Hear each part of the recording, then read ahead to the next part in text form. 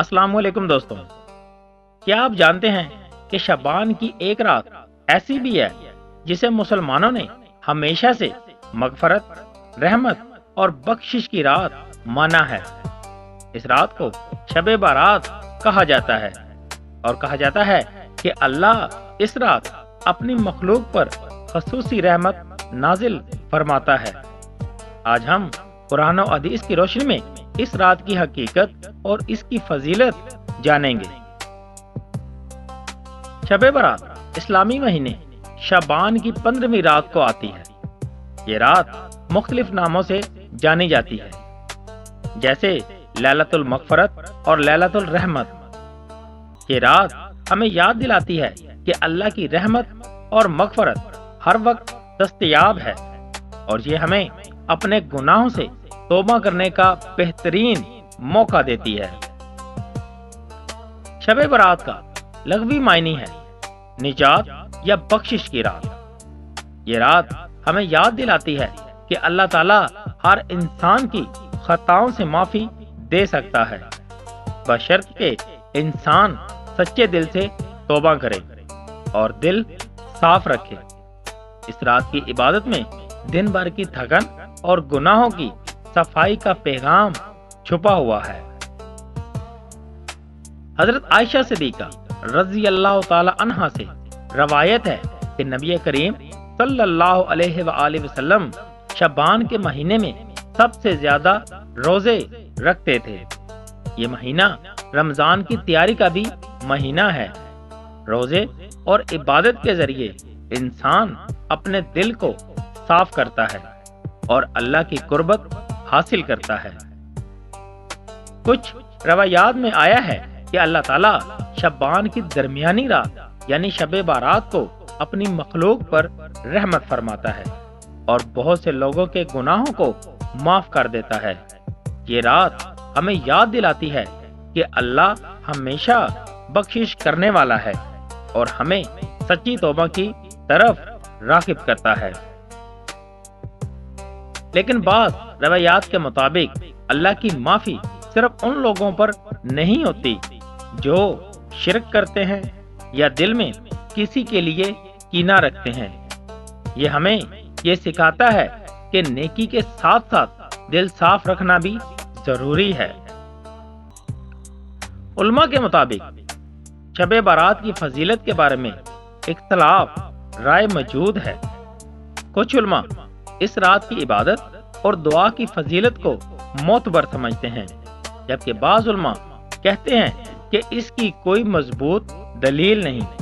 اس کا مقصد صرف یہ ہے کہ ہم اپنے ایمان اور عمل پر زیادہ توجہ دیں۔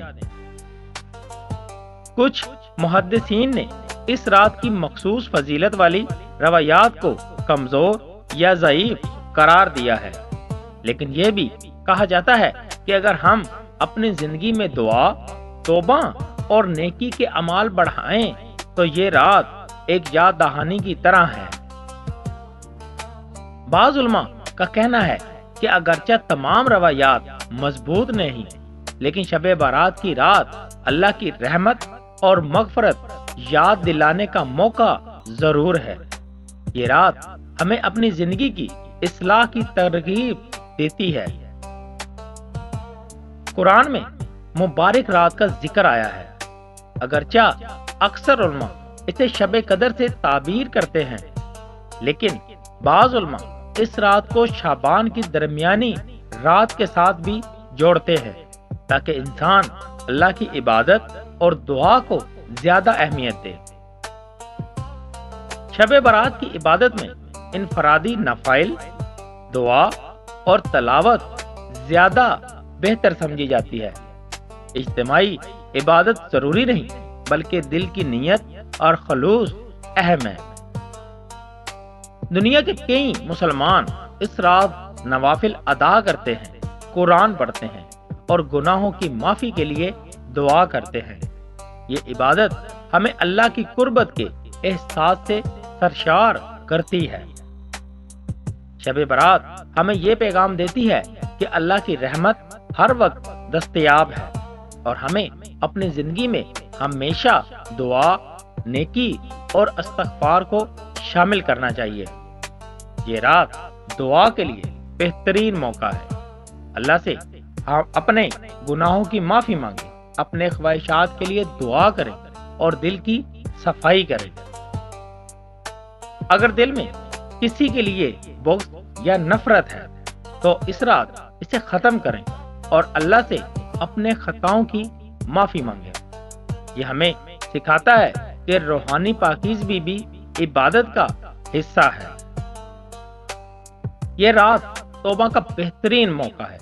اپنے چھوٹے اور بڑے گناہوں کی پہچان کریں اور اللہ سے سچی توبہ کریں تاکہ دل ہلکا اور روح سکون محسوس کرے۔ شب برات کا اصل مقصد صرف اللہ کی رضا حاصل کرنا ہے۔ یہ رات ہمیں یاد دلاتی ہے کہ دنیائی خواہشات کی بجائے عبادت اور نیکی کو اپنی زندگی کا محور بنانا چاہیے۔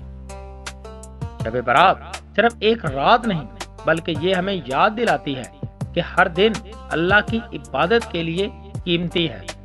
صرف ایک رات پر انحصار نہ کریں بلکہ اپنی روزمرہ کی زندگی میں نیکی اور عبادت جاری رکھیں۔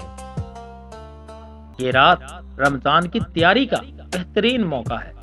دل صاف کریں، روح کو پاک کریں اور رمضان میں بھرپور عبادت کے لیے خود کو تیار کریں۔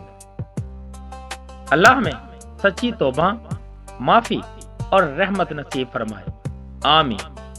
ہمیشہ یاد رکھیے، اللہ کی رحمت وسیع ہے اور وہ اپنے بندوں کو کبھی نہیں بھولتا۔